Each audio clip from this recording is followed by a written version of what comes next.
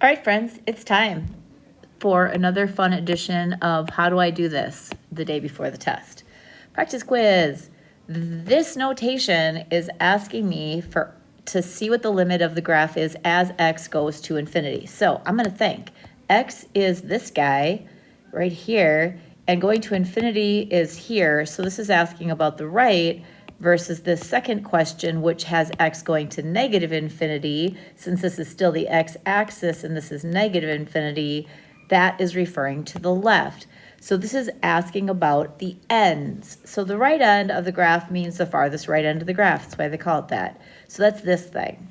This is approaching this horizontal asymptote, which is located at 5. So that's what it's approaching.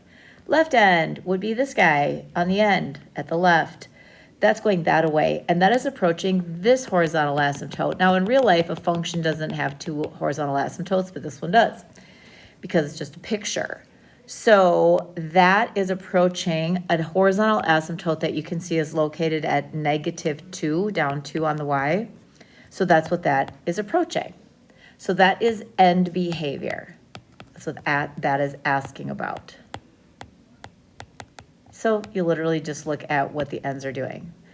Alrighty then, this is asking me for a horizontal asymptote. Keep in mind that it's really important to write your horizontal asymptotes as horizontal line equations. This one has 2, which is not a real math thing, but one of them is located here, and it crosses y at 5, and the other's down here, which crosses the y at -2. So that has to be written as a y equals equation. Vertical asymptotes. There's one right here. And it is occurring at 5. That doesn't make any sense. How's that 4 and then that's 5? I must have written over it. That's got to be at 6. Sorry. But it's a vertical line. So that's x equals 6. Again, you want to write it as a vertical line. All right. And then the next one's just like asking me to understand the notation. Watch what x is approaching.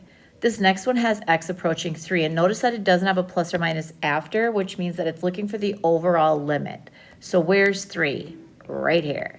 So from the left and the right, both are approaching this value, which is located at -1. So since the left equaled the right, then the value of the overall limit is the number they were both going towards, keeping in mind that limit values, answers to limit question, are always going to be y's. Now the next 3 are all approaching 6. This one's got the positive, so this is from the right, this is from the left, and basically this one is asking you to look and see if this is equal or not. If they're equal, then that will be the limit value. If they're not, then it won't exist. So we're approaching 6. So let me get all this mess out of my way. And we're approaching 6, which is our vertical asymptote. And whenever you approach a vertical asymptote, you either have to go up or down. Those are your only choices. Not sure why I'm writing this in. But this is to the left and this is to the right because kindergarten. So the left is this guy and it's going what we call up. But in mathematics land, we call that infinity. So the left limit, we call it the left-hand limit, that's this guy here, that one's going up. From the right side of the graph, I get over here on the graph and I go towards that x value of 6. And you can see that this one's going down, so the right-hand limit is actually going down, -infinity. Okay, they are not equal, and so this does not exist. Pretend, which is always fun, they were both going up, then the limit would be infinity. If they were both going down, the limit would be -infinity. But that's not what's happening. Alrighty, how about this? This one has some holes in it and a bunch of other crazy business going on, and I'm probably making you motion sick, sorry. Let's take a little peek here. We are approaching -4, so that's this guy, from the right. Okay, so this is the right and the left. So we're on this piece of graph and we're going that away. That is approaching a y value of 0, because remember, limit questions are always y's. This one is asking me the limit as x approaches -4 again, but now it's got a little negative sign after, so that's saying from the left. So if I go to the left to -4 and I get on the graph and I approach that -4 line, I'm actually approaching this, which has a value of -1. So my third question, not surprisingly, is asking what's the limit as x approaches -4 overall? So that's secretly asking you, does the left equal the right? And looking up above, it doesn't. Because from the left, I'm going down to -1. From the right, I'm coming in hot here to 0. They're not the same, so this does not exist in this case. Now, these are actual function values. This is saying, hey, when x is -4, what is the y? So when I look at -4 on the x, this is the actual y value, so that is 0. Ooh, this next one's so tricky, you guys. This is asking when x is 4, what is the y? Well, that's got an open circle, so that doesn't actually have a value there, but then there's this little guy down here located at -2. That's the actual function value. This is asking me at 6, what's the y? Well, here's 6, and the y is right there. Whether it goes on or not doesn't really matter. At that moment in time, the function's value is a 2. All right, these are overall limits. So it's asking, do the left and the right both come to the same number? So here, at x equals 0, which is right here, here's the left, here's the right. They're both going towards the same value of 0. So since the left hand limit is 0 equal to the right hand limit of 0, then the overall limit is 0. How about 4? Now 4 looks like it's a little confusing, but in terms of limits, from the left, you're approaching this. From the right, you're approaching this. So from the left and the right, you are approaching a y value of -1, even though -2 was the function's actual value up here. So the actual value can be different from the limit. And then here, I'm approaching 2. And again, it's an overall limit. It's saying in general, not left or right, kind of both. So from the left, I'm approaching this. From the right of 2, I'm approaching that same thing. So since the left equals the right, and they both approach -1, that's my limit again. And it's actually the value of the function's value. So if they asked me what's the function's value at 2, it would be -1 as well, because it's closed in dot versus here, which was open with the actual value down here. So kind of understand those concepts. And then this is going to be kind of switching gears. This is going to be where you need to do the stuff on the chart yesterday. But don't forget that the chart is for rational functions only. This is a polynomial function. And we did polynomials in the past, and we reviewed them the other day. This is polynomials where all you can look at is the end behavior. That's where you look at the degree and you say, is that even or odd? And you look at that leading coefficient sign and you say, is it positive or negative? All that stuff. So these do not have vertical asymptotes because that comes from the bottom. Horizontal asymptotes come from comparing the top and bottom, but we don't have that. Slant asymptotes come from a bottom, and we don't have that. Holes in the graph come from canceled factors on the top and bottom, and we don't have that.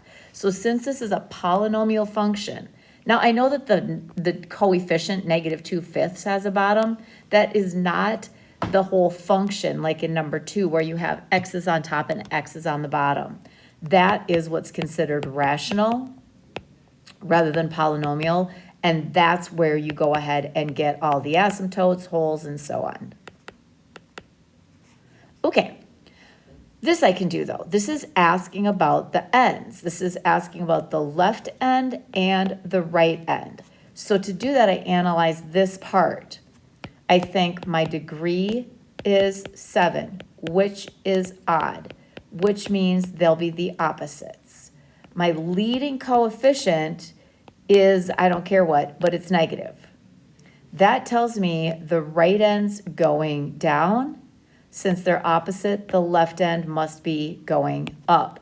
That's how we wrote it when we were doing algebra, but we are trying to look at some pre-calc and calculus writing.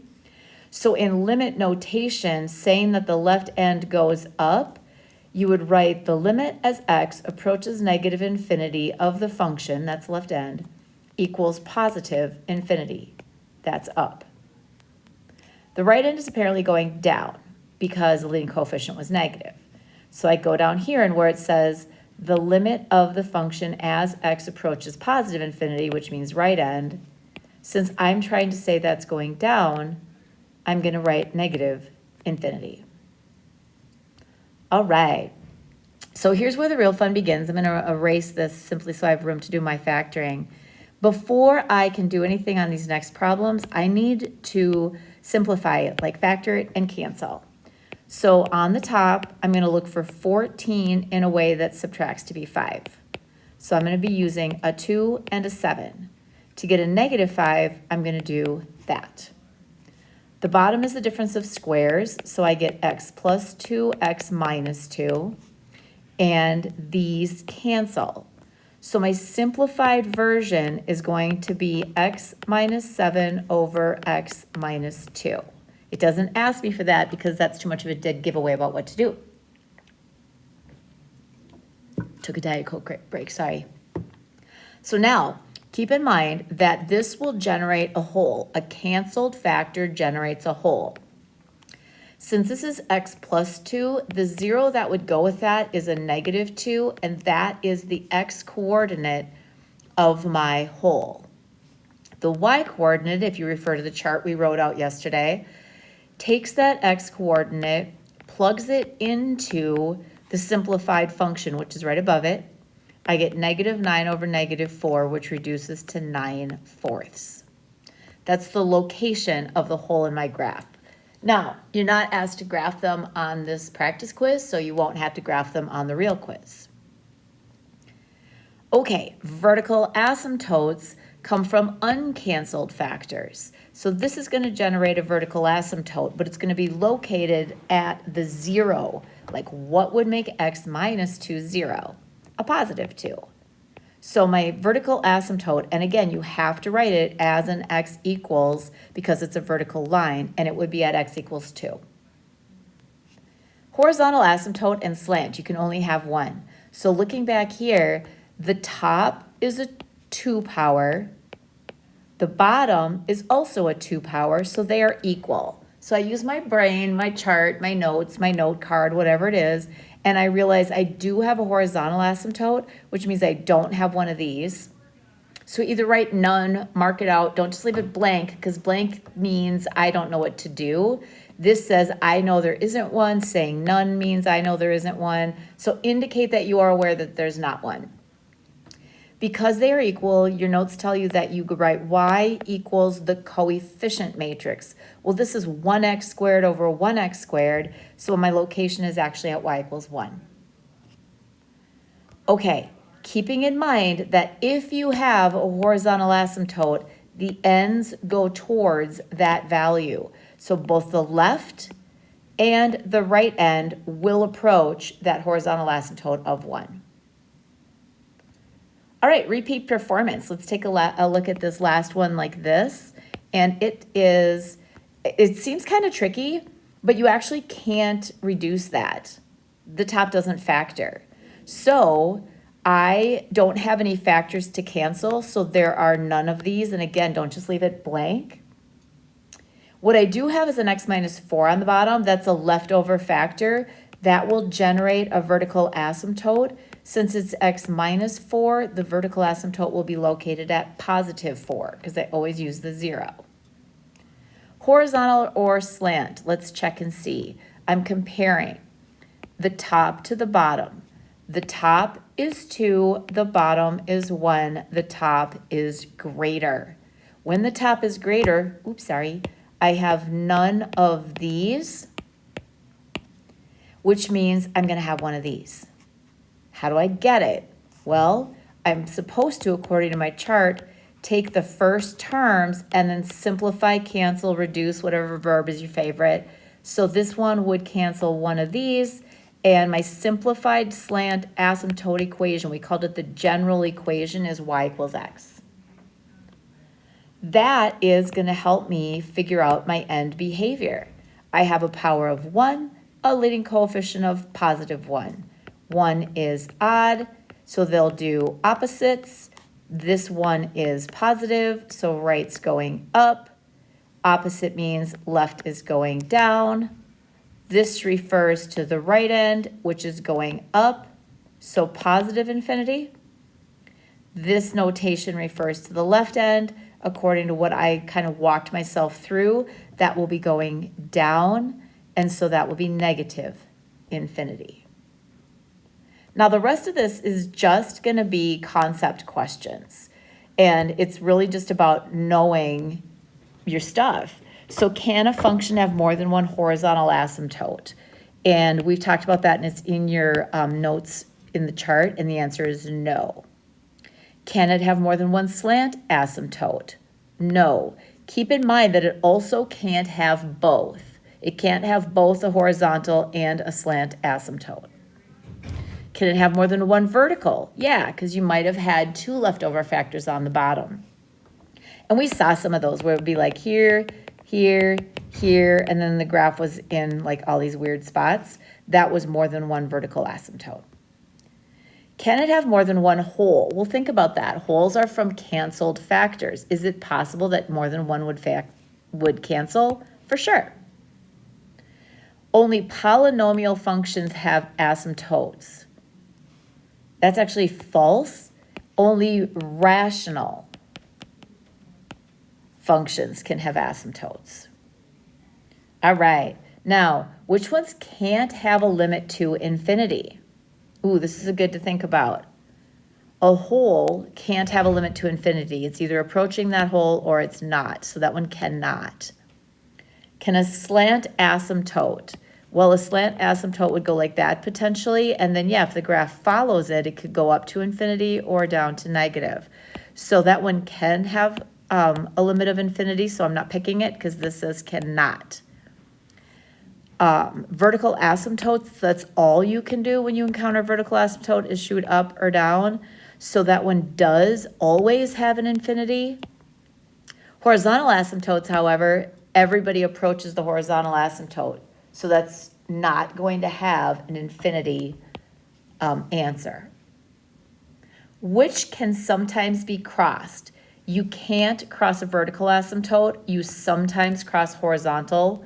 You cannot cross a slant, and you can't really cross a hole because if you cross through the hole, then it's not a hole anymore. All right, canceled factors. Think about that. You cancel factors to find holes. Uncanceled factors are the ones that are left over, and those create vertical asymptotes. See, look, I'm still on this how many L's struggle bus. There I got 1 and there I got 2. I am like never going to know the answer to that question. Hopefully it's not on the test. Which are related to end behavior? Think about that. Which things determine the end behavior? Certainly not the holes of the graph. And vertical asymptotes are not necessarily, and they're actually not, at the end of the graph. So if you have a horizontal asymptote, the ends go towards it. If you have a slant asymptote, the ends go towards that. So, and if you looked on your chart, it actually says end behavior next to those two. Which ones are on the interior of the graph? Well, if you are not end behavior, then you're on the interior, meaning somewhere in the middle you might have a vertical asymptote, some holes in the graph, but they don't happen at the very end. Speaking of the very end, last question. Which can have limits to infinity? Meaning, which things could be going up or down? Well, a vertical asymptote always has limits to infinity. Horizontal can't because they follow it and it's horizontal. So not going up or down, they're approaching the horizontal asymptote. Slant asymptotes can definitely go up or down and holes cannot. So this is not about memorizing or copying. This is about conceptually understanding what each thing is, where it comes from, how it's used. You can create a note card for yourself. It is not going to be a partner test. And so have whatever information you feel will help you the most on your note card. You will be turning your note card in with your quiz. Not for any particular reason, except that I kind of like to see what everybody chose to do.